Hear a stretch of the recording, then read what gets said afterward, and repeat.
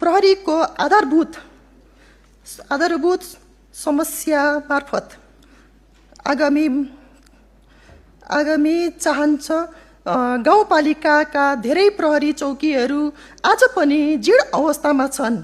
सुरक्षा निकायहरू अध्ययन प्रविधि जोड्ने, साइबर अपराध नियन्त्रण गर्ने, सीमाना सुरक्षा प्रभावकारी बनाउने र सेवा प्रवाह दिने छरितो र सहज बनाएको नीति सकारात्मक छ। सभामुख महोदय, म विशेष गरी सरकारको ध्यान आकर्षण गराउन चाहन्छु।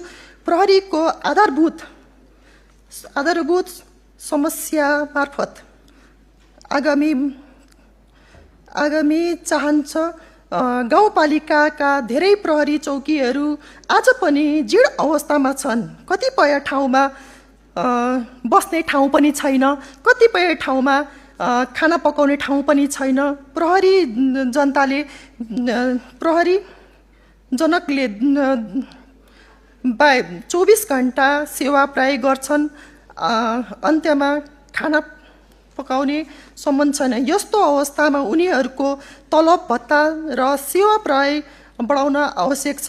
सभामुख महोदय र मिडियाहरू नाम गर्नलाई उहाँहरूले चाहिँ एकदम अभाव फैलाइराख्नु भएको छ। बिना आधार चरित्र हत्या गरिराख्नु भएको छ। समाजमा भ्रम फैलाइराख्नु भएको छ। यस्तो चाहिँ कडा कारबाही गर्नु परोस् र